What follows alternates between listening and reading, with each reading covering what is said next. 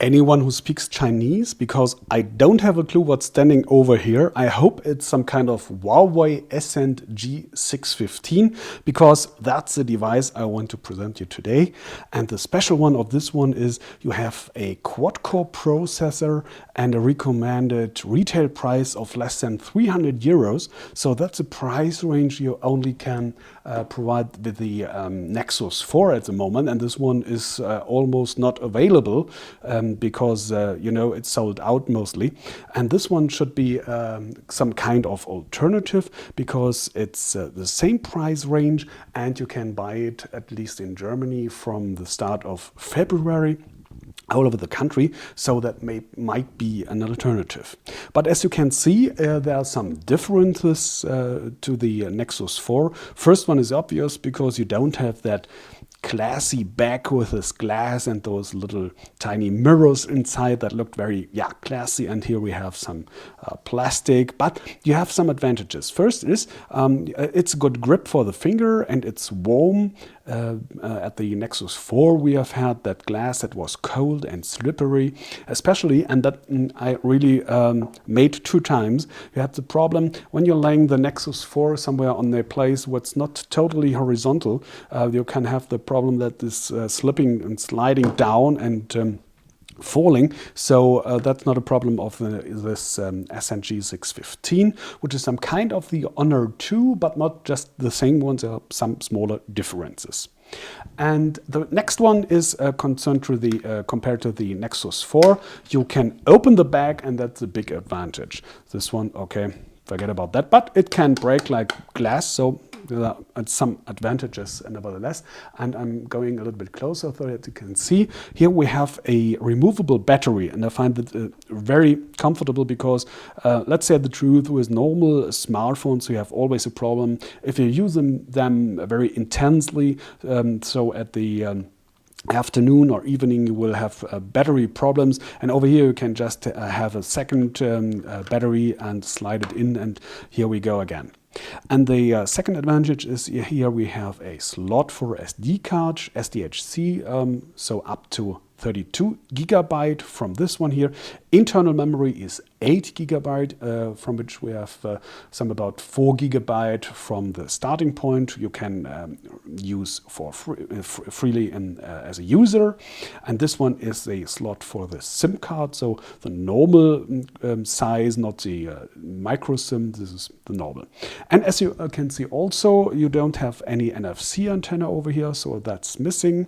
And of course you can't charge the battery wirelessly with this induction key standard. That's not supported over here. Okay, that are the differences. And this here we have 2 LEDs, and the lens is shooting photos with 8 megapixel. That's the same, but videos only with 720p, where the Nexus 4 shoots videos with full HD.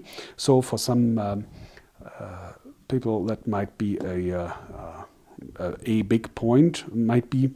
But while we're starting this one over here, I'll talk a little bit more about the internal capacities, and let me swipe this one clear over here so I won't have any problems anymore. Okay, here we go. Compared with the Nexus 2, okay, here we go. Compared with the Nexus 2, you just have 1 gigabyte of RAM. The Nexus 2 has 2. And it's a Huawei processor, the K3 V2, but we have to see with 1.5 gigahertz, by the way. So we have to compare this in the benchmarks, how quick this one is compared to the Nexus 2. And we have HSDPI, we have Bluetooth 3, DLNA, but as you can see, it's just Android 4.0. Not even 4.1 or at least 4.2 like on the Nexus 4. So I don't know when Huawei will provide the upgrade. This will come, but for the first point, I guess first for Android 4.1. And this one was in my opinion, the big one because of the Project Butter.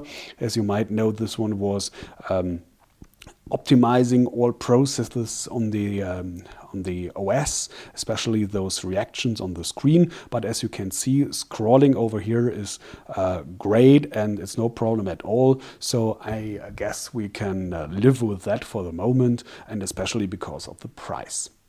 I wanted to show you a little bit more of the display, because it's a IPS display like on the iPhone, and this one has the advantage, I don't know why it's not moving to the landscape mode. Okay, this is beta mode, so this one will, I guess, be better, or I hope so, on the final product. But for the moment, it's okay, as I wanted to show you a little bit more from the display, and I'm getting a little bit closer. We have 4.4 millimeters here, 55 millimeters by 99 millimeters. So you have a diagonal of 4.45 inches. That's 113 millimeters. And with the Nexus 4, we have 4.67 inches or 199 millimeters. Though on the size of the display, we have 15% more on the Nexus 4 than this one over here. But let's go to the pixel density. We have 720 by 1280 pixels, so we come to 169 pixels per square millimeter, or as you say in America, it's 330 ppi.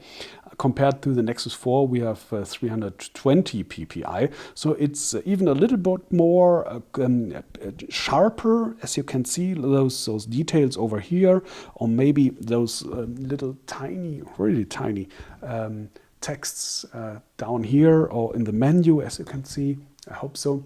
By the way, this video is in full HD, so please watch in full HD and you can see all those details. I hope so. And it's really tiny, but extremely sharp, though. Or in the browser, maybe I don't have a web connection, but as you can see, those tiny text over here, really sharp, good to read, no problem at all. And that's especially for an entertainment device, as you want to have to watch videos or photos or whatever.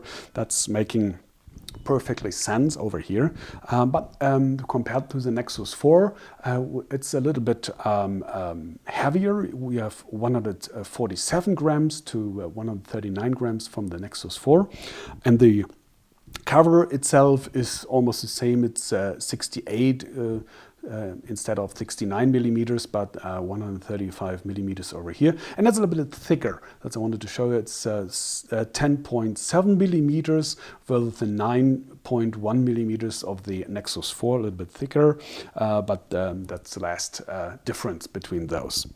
And, oh yeah, that's a point over here, as you can see, I hope so. We have those buttons for back and home and options, as you can see over here, below the touchscreen. And we had the problem, as you can remember from the Nexus 4, that those buttons have been integrated into the display as soft keys. So this, let's say 7 millimeters, I guess, 6 or 7 millimeters on the bottom over here, went off of the net screen side from the Nexus 4. So we have some real 4.5 inches size on the Ascend G615 over here, and that's almost the same like on the Nexus 4. So I guess you really can compare those devices, and and it will be interesting to see when the Nexus 4 and the G615 will be available in February. We'll see what's selling better over here. All right, great. That's for the moment all from the Ascend G615. Thanks for watching. I hope I see you back soon, and take care.